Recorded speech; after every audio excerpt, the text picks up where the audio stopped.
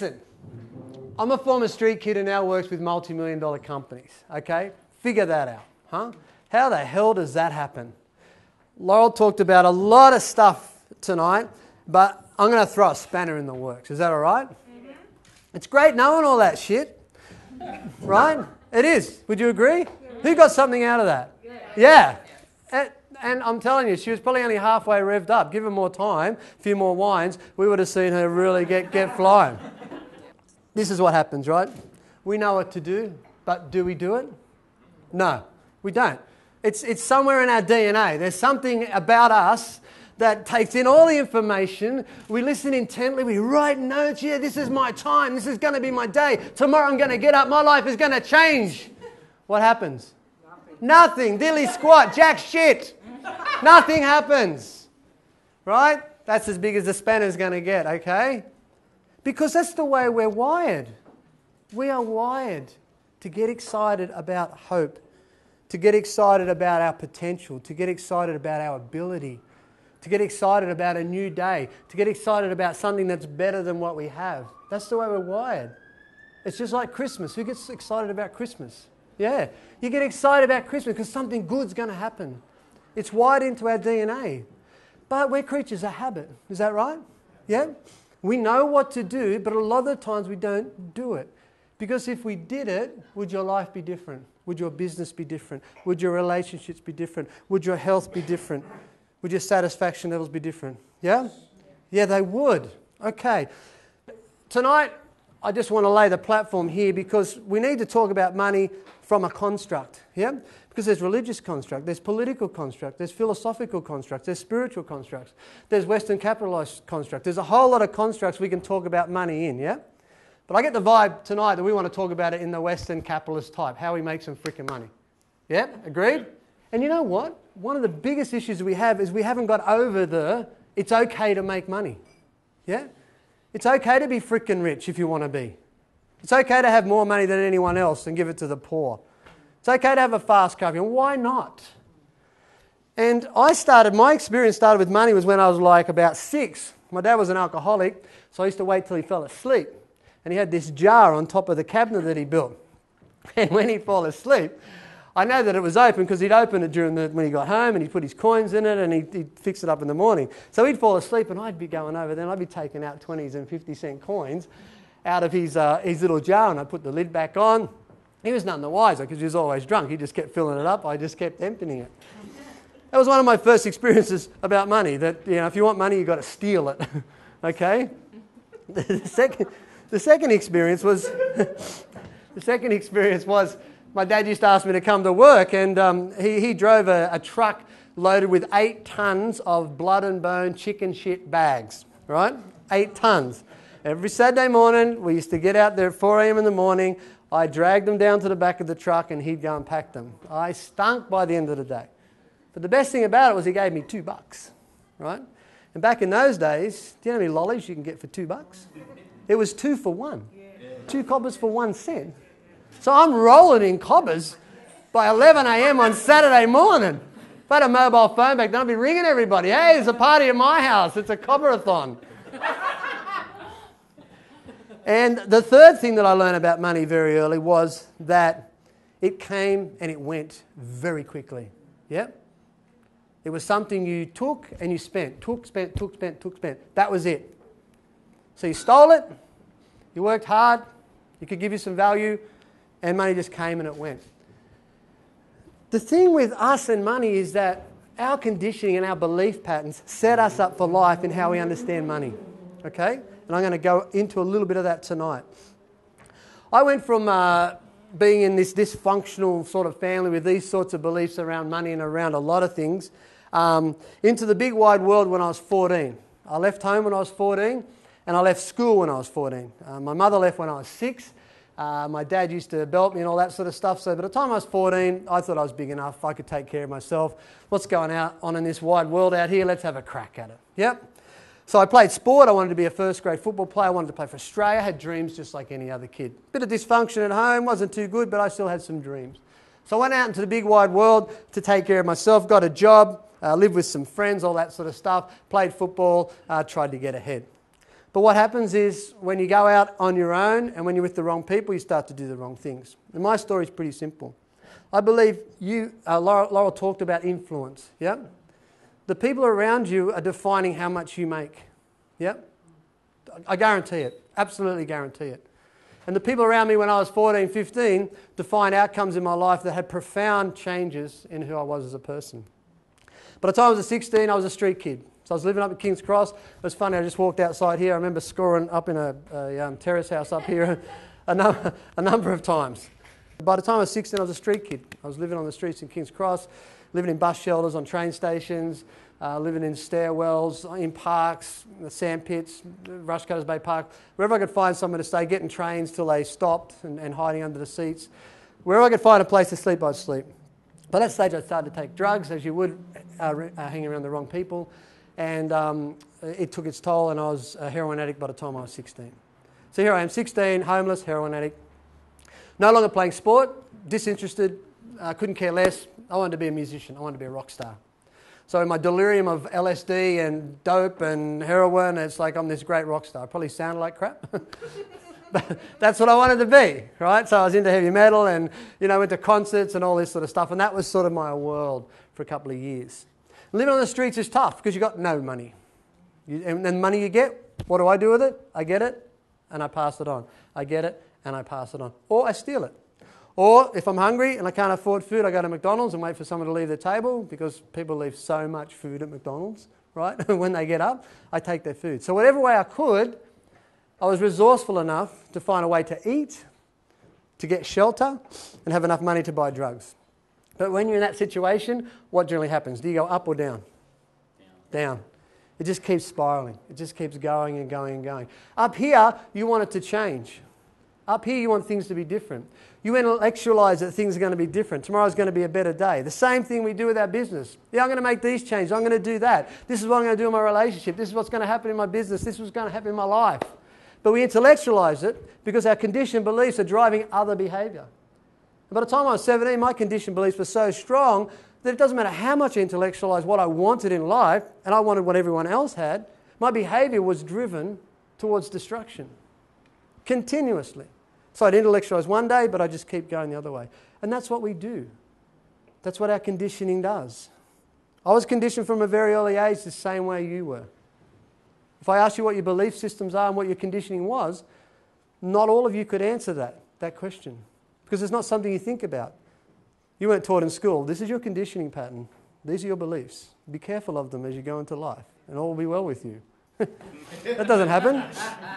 You have to wait till you're near bankrupt, your relationship's gone to shit, you're divorced, you're so overweight, you're unhappy about yourself, you want to kill yourself. You have to wait till that happens before you start going, oh, something's wrong. Something's not right with this picture. Yeah. So by the time I'm 18, I'm really down the bottom. And it's getting worse. I'm overdosing. I overdose about 3 times. Ambulance is called, take him away, or he comes to, get a shot, bang, he's awake. So I'm on the edge. I'm going to parties. I'm rolling around in fires out the back. I'm just pushing the envelope as much as I could. Because I'm angry. I'm unhappy. I'm trying to punish who? Me. But who am I blaming? Everyone else. Yeah. Because I'm conditioned to that. That was my behaviour. By the time I'm 18, I'm unconscious outside a hotel. A girl that I went to primary school walks past. I know that guy. I went to primary school with him. Hey, wake up. I got vomit down me. I'm like comatose. I've been drinking all day. I've probably taken 20 Valiums. I'm just gone. She picks me up. She puts me in a car. She takes me to her house. She lives with her mother. I wake up in the morning. Here I am with a girl that I went to primary school with, living at her mother's house. The thing was, this girl that picked me up was my childhood sweetheart. When I was in 5th class, she was in 6th class. And I used to hide behind the portables and perv on her every lunchtime. I thought no one could see me. Until one day, someone came up and said, she wants to see you around the toilet block. I'm like, yes! Here we go. I run round the corner so fast, my heart's just jumping out of my chest. I stop so fast like I've been hit with a gun. Her boyfriend and 3 other kids are standing there. I got my head kicked in. How dare you look at my girlfriend? Da, da, da, da. But I had a great crush on her. And so I've woken up and here I am in this world. She's a social drug user. We hook up and the next 6 or so months is just out of control. It's just hectic. There are things that happen in your life that you can remember right now that have profound shifts, that have changed your life forever. If I sat down with every single one of you, you could tell me of a time that was pivotal, that turned you a certain way for good or for bad. My pivotal moment, or I'm going to call it from now on my yes moment after tonight. My yes moment was August the 17th, 1984. My girlfriend came and picked me up in a car. Usually same story, I'm drunk in some old abandoned warehouse in the back of 5 Dock. Let's go score some heroin, go down to the park. This park is where I played football as a kid. This park is where I dreamed as a kid. This park is where I spent all my youth playing football and imagining I was going to score the winning try. I was going to win the winning race. This park was the field of my dreams. And we went down there to shoot up heroin. I don't really recollect anything else from that point on except waking up the next day, handcuffed to a bed in intensive care at Western Suburbs Hospital when it was there. Kidneys had failed. I was dying. 18 years of age. I should have everything going for me. I'd been unconscious in the park from the heroin overdose for 9 hours. If nobody came that day, past that toilet cubicle and looked in early that morning and saw our bodies, I would not be here today. The worst thing is, though, my girlfriend died next to me that night. She passed away without me even knowing what had happened, without me even knowing what was going on, without even me having a chance to say goodbye, to try and stop it. My conditioning, my behaviour, my beliefs had spiraled out of control, so much so that it had an irreversible impact on someone that I loved so much. And here I was in a hospital bed, dying, and if I lived, facing 8 years in jail for a manslaughter charge with my girlfriend. Now, I don't know what you were doing when you were 18, but I reckon I would like to swap. Now, I got there because I made the wrong decisions. I got there because I was irresponsible, because I was stupid. I started to get better. I couldn't go to my girlfriend's funeral. Her father tried to kill me a number of times in the hospital. The whole 18-year-old period was just the worst time of my life. But I got another chance. I got another chance to have another go at life. I got put in Long Bay Prison. I had a series of operations, started to recover, got put in Long Bay Prison for a few months, got $10,000 bail, got spat out the end of prison, smack bang into a Christian family, and here I was, 19 years of age now, ready to start again. But I was an emotional cripple.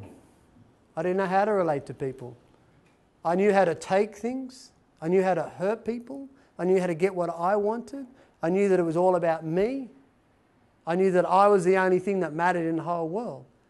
And here I was now facing a drug-free life, having to think about other people and start my life on a new direction and a new path. So how do you do that? How do you recover from that? How do you change the conditioning, the beliefs, the behaviour that follows and do the total opposite? And this is what I want to talk about. Because when we look at money, the same sort of crippling conditions and beliefs and behaviours still there. They still hold us back. Except we push it down and we don't want to deal with it. It's easier to be poor, yeah, than to crawl over cut glass and be rich, or to have the life we want. It's easier to avoid asking the hard questions about ourselves, about who we are and what we need to do, than it is to do the hard yards to be rich or have the life we want. So, from there to here, working with multi-million-dollar companies. Now, I reckon that's pretty cool myself, yeah? I left school at 14. Now I've got guys that are like 28 making $7 million a year going, what do you think we should do with my staff? well, I don't know, let's do this. Okay, that is cool. And they pay me good money to do that. That is a really, really cool thing. So my patterns over the years have changed, and I look at things differently. And this is what I've found in coaching. So I've been in coaching for about 6 years, and I've done leadership coaching, executive coaching, life coaching, team building, culture creation. The greatest thing I've ever done in my coaching career was work with a company for 4 years. We went from 4 staff, I took them to 21 staff, and we built in a whole lot of models within the business that the company became so attractive that when we tendered for contracts, and we tendered for about $26 million in contracts, which we got, the companies that wanted to tender with us. So when you tender at that level, companies do due diligence. They'll come into your company and they'll rip it apart. They want to know that the money they're spending, the 15, 10, 20 million they're spending, is being spent with the right company. So it's like a massive audit. It's like the CIA comes in and just tears it apart. We got those contracts because I developed leadership teams. I developed coaching. I developed team building sessions. I put a pool table, pinball, a car racing machine. I got a chill out room with candles and essence and all this sort of stuff. I made people become accountable to their lifestyles, health. We had fitness programs. We had social programs. And we got those tenders built on that. And that's how I go in and help companies change. So my career as a coach has been interesting in that I've been able to take not $1 million story, but $1 million person and make a difference. And you've got to understand that forget about the $1 million story sometimes and think about the $1 million person first and what you need to become and who you need to be to make whatever your dream is happen. So through coaching, I've realised a couple of things. I've realised that success is like a mountain, okay? And I've coached a lot of successful people. I don't know how I got there, but I got there. Laurel talked about, just faking it or just acting like it is. I remember sitting down with this guy with his company. He had 4 staff, and I'm talking to him like I'm the best coach in the world. I didn't have no programs. I didn't have no computer. I had nothing. I just had a couple of ideas, a bit of passion and a bit of fire, and I sold him a dream. Yep. 4 years later, he's made $26 million. He's bought a $4 million property on the water. Everyone's happy. Yeah? Fired up to the max. Currently, I'm doing this interview series. I work with real estate agents a lot. I'm just telling you this just to give you a bit of a background. And I've interviewed some of the top real estate agents around Australia around their mindsets. And why do they make $1 million plus in real estate? How can they sell $1 million plus and other people can't? And some interesting stuff's come out of that, and I'll share that with you. Because in my whole coaching career with the interviews and with the companies, this is what I noticed. And I noticed this in general life as well. That 5% of the population are generally at the top. 15% are generally somewhere around the middle. And there's 80% that are sort of at the bottom. Now, I know in this room, this will still generally apply. Now, this is generally speaking, there's always an exception to the rule. This has been my experience. Because if you look at wealth, 5% of people pretty much have all the wealth. Yeah? We look in real estate, 5% of the agents make 95% of the money. The average agent makes $40,000 a year. You've got 5% of the agents just cleaning it up. So I've got a great market there because I'm targeting these guys down here. Because they want to be there. But they know what to do, but they don't do it. Because there's a gap. 15% are in the middle. They're doing all right. They want things to be better, but they go down and they go up. Who knows what that's like, yeah? You just get up there, oh, shit. Yeah, shit. It's like you're like a roller coaster, you know what I mean? It's like a couple of people here today have said, so how are you? I'm excellent. Is there any other way? I mean, is there any other way? You're the one or the other. Make a decision. Yeah? That's simple. That's life. That's a choice. Everything you do is a choice that you make that gets you to where you are right now. It's called responsibility. But this is the pattern I see.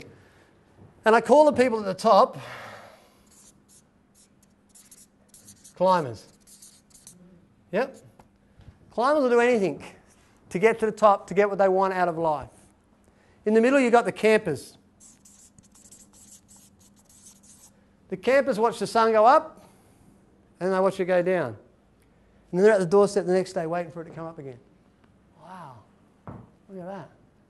And then the next day, and then the next day, they're just continually waiting for the day to go by. A friend of mine went up to a mining town in somewhere up Mount Isa, somewhere, for the weekend to visit his mate. So they're having dinner, and my friend from Sydney said to his mate, so, what are you doing tonight? And he goes, The guy from Mount Isa, where he is, goes, just waiting for tomorrow.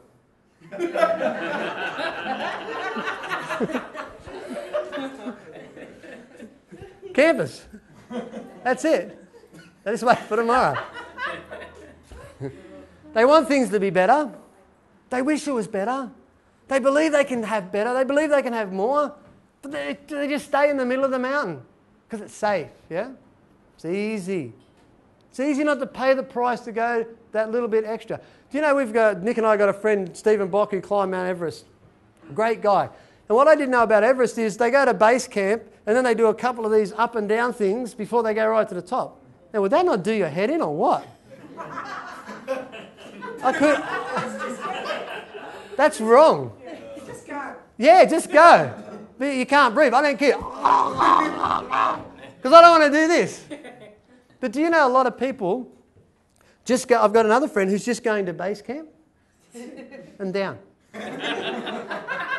But they do tours just to base camp. Now that's a feat in itself, I'm sure, right? Don't get me wrong. But who would do that? Why bloody go all the way there, spend all that money just to go to base camp? Well, you'd want to just slit your wrist looking at the summit.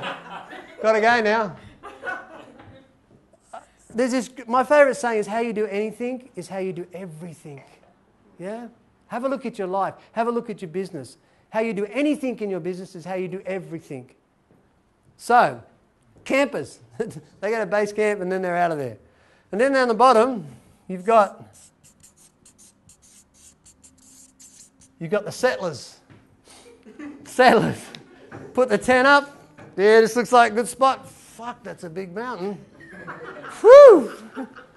Can you see someone up the top there? Crazy people. How stupid is that? I'm never going to do that. Settlers will settle for anything. That's what settlers do. Settlers will settle for the life they don't want, the relationship they don't want to have, the health they don't want to have. They'll put up with it. And they'll also go, no, I'm not going to have a try. Tried it before, didn't work.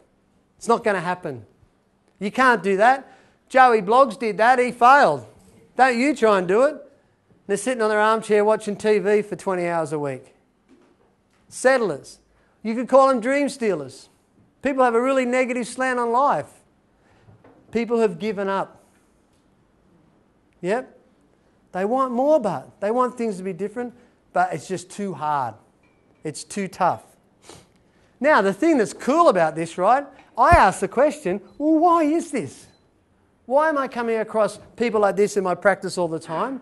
Why is society like this? Why is business like this? Why does this happen? Does it have to be like that? And this is what I find.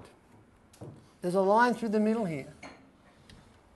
And the distinction is between the top people here and the 80% down here and the 15% that waver. The distinction is that these people think differently, are conditioned differently, have different beliefs than these people here. I'll give you an example. All the people that I interview for the Real Estate $1 Million Agent Mindset series, there's a clear distinction that they're in this category.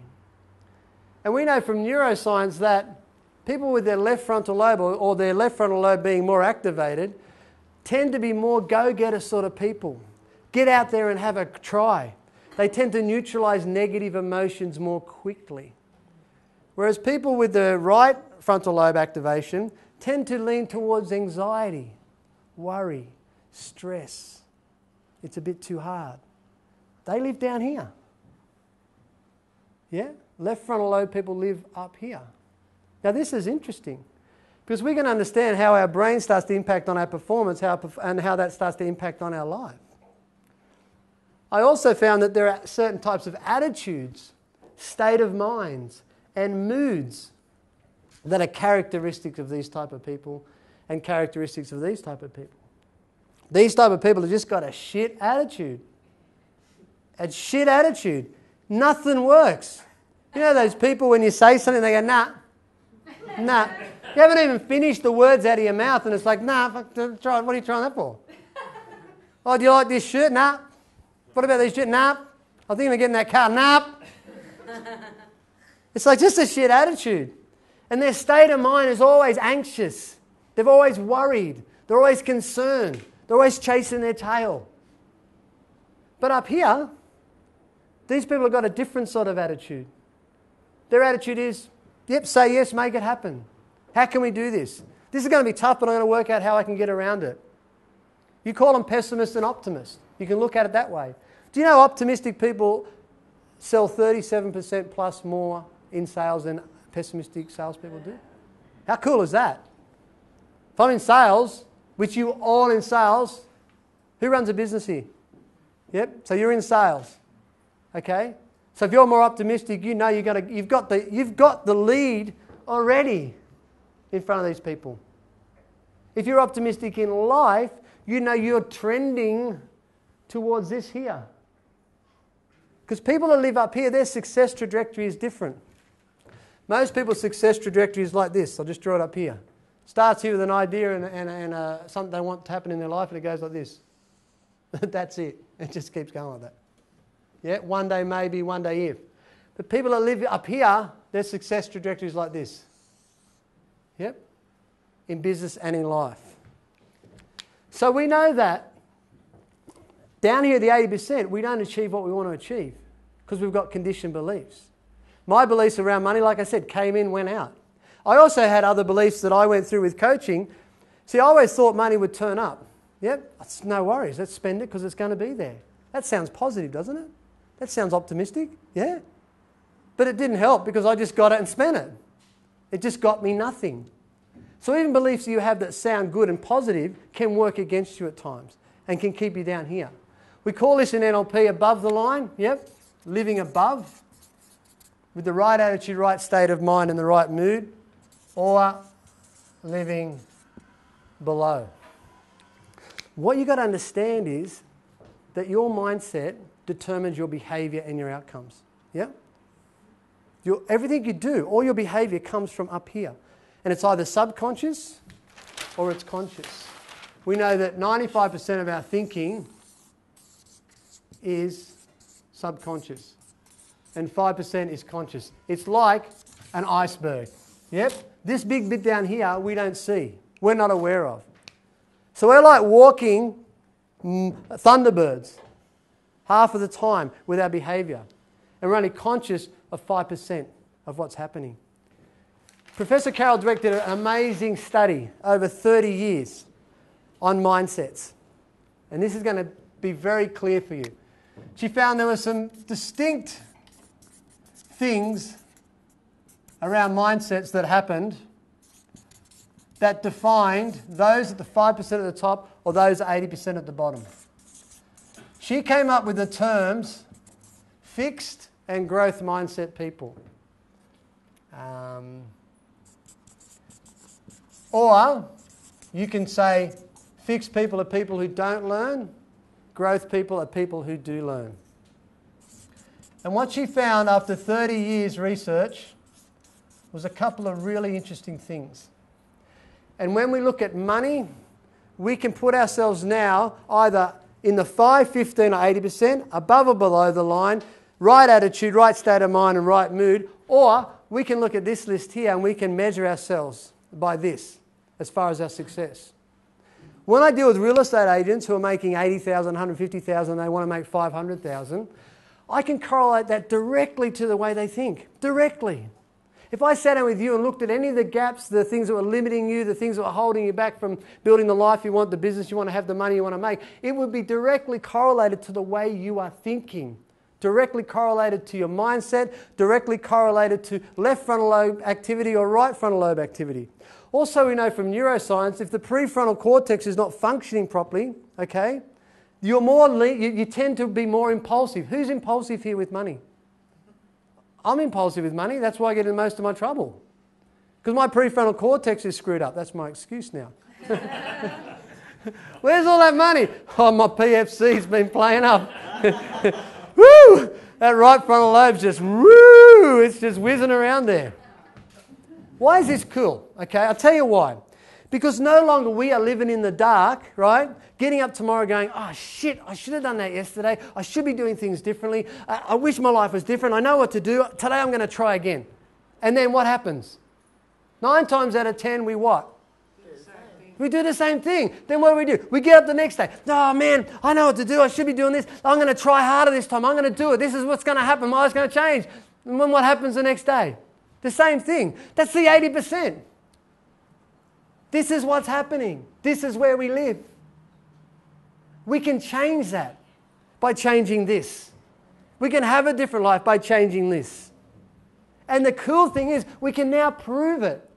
Laura was talking about John Assaraf, and there's a guy called Srini Pillai from Harvard. I was just watching 3 hours of, Eloise called me yesterday. I was like, thank God you called. I'm like 2.5 hours into this brain-mind stuff. And the work they're doing with understanding how the amygdala in the brain works, this little almond-shaped thing that's our fear center, and how that responds. And I'll explain, I'll tack this in. Is this helping? You sure? You still with me? Yep? Yes. All right. Just start throwing stuff if it's not helping, right? Okay, fine. So, Dweck found this out. She found that fixed mindset people, growth mindset people, these were the 5 key things that they either did or they didn't. Challenges, fixed mindset people did not embrace challenges. What challenges in your life, what challenges in your business, what challenges in your relationship and your health are you not embracing? Because if you're not embracing them, you live here. It's simple. What gets measured improves. So if you're not embracing challenges, you have a fixed mindset. They talked about effort. So let's say you're embracing challenges, but what happens when it gets too hard? We stop. Yeah? Fixed mindset people, effort is too hard. Who's tried to lose weight here before? Everybody. Who's stopped? Yeah. It's a great example. We accept the challenge of losing weight and then we stop. Okay? Because our mindset's fixed. Or we get through effort and we get an obstacle. Yeah? The obstacle when you're trying to lose weight is, I went out to a restaurant and I couldn't find anything right to eat. So I had to eat it. It jumped off the plate and I ate it. People with growth mindsets embrace challenges. They see effort as a way to mastery. They know that this effort is going to bring them something. That's the way they look at it. That's the way their mind is focused on it. They see obstacles as leverage to get them to where they want to go, as learning curves. When you start to see these things differently, life starts to change in whatever area you apply it to. Feedback. People with a fixed mindset see feedback as a negative thing. People with a growth mindset ask for feedback. When was the last time you asked for feedback in your business? When was the last time you had a mentor tell you what was wrong with you and what was wrong with your business and what you needed to change? When was the last time you got someone to look at your business or your life and go, hey, you might want to think about doing this? People with a growth mindset are doing that on a continual basis. People with a fixed mindset don't want to know about it. And the last one, other success. People with a fixed mindset were threatened by other success because they thought it was too far away. It's too hard to do. I'll never be able to do it. People with a growth mindset saw other success as a platform to model themselves on and learn from. Yep. How do they do that? What do they do? Me and Nick are down the back while Laurel's speaking. We're going, yeah, let's do that. A quick find out what she's doing. Where's the course? How's she going to go? What's going on? Some people might think, wow, that's impressive. Yeah, it's impressive, but I want to know, how the hell did she do that? Because I can do that too. You can do that too. People with a fixed mindset looking at it totally differently. So what am I saying here as I wrap up? I'm at this point in my life because I've started to embrace this in the last probably 12 years. I went on my own journey. When I was in that Christian family, I spent 10 years in therapy. Therapy that helped me, but didn't really get me in the spot that I needed to be to get to where I really wanted to go. But it was good. It was the right time. It was the right place. And it happened. And I'm glad that it happened. I'm glad there were people around me that pushed me into doing that. But the change came when I started to understand the impact that my mindset had on my life, every area of my life. The change came when I started to step out of my body, so to speak, look in at how my mindset affected my behavior. The change came when I started to educate myself about things like the left frontal lobe and the right frontal lobe. Now, you don't have to do that because there are books out there and people like me that teach that and coach people in this. But everything I do in business with people is around this. Because you start to change this, you change your what? Your perspective about how you see things. And once you change your perspective on how you see things, you act differently. You have different behavior. The cool thing about this, and the studies they showed with the amygdala, the fear center, they showed that little thing, that little almond thing goes off, it floods your bodies with chemicals, and you almost freeze and don't want to attempt anything because there's so much fear. But what's happening with studies now is they're training people on how to stop that happening, how to intercept that, how to change the framework of their brain. We've only known since 1998 about learned optimism, Martin Seligman. Before that, all psychology was hundreds of thousands of papers on negativity, schizophrenia, depression. Since 1998, we've only started to look at what's going on in the mind when it's winning. What's going on in the mind when it's happy, when it's positive, when it's thinking straight, when it's embracing challenges, when it's taking an effort, looking at obstacles, getting feedback and other success. What's going on from a neuroscience point of view in this little thing up here? What is happening and how is it impacting on our performance and our behaviour? Up until 1998, we really didn't look at that. But we've been doing it for the last 12 or so years, that they're going to be teaching this stuff in schools. That the kids are going to know about how their brain functions and how it impacts on their behaviour. So it's going to take away this whole loop, this endless loop, this destructive loop of willpower, of I've got to try again, I'll try again, I'll try again. That stuff just runs you into the ground. When you start to take control of how you think, when you start to understand how it works, just even from a layman's point of view, you start to get into control again. And when that applies to money, you start to cut off old beliefs, old thinking patterns, old behaviours that stop you from getting to where you want to go.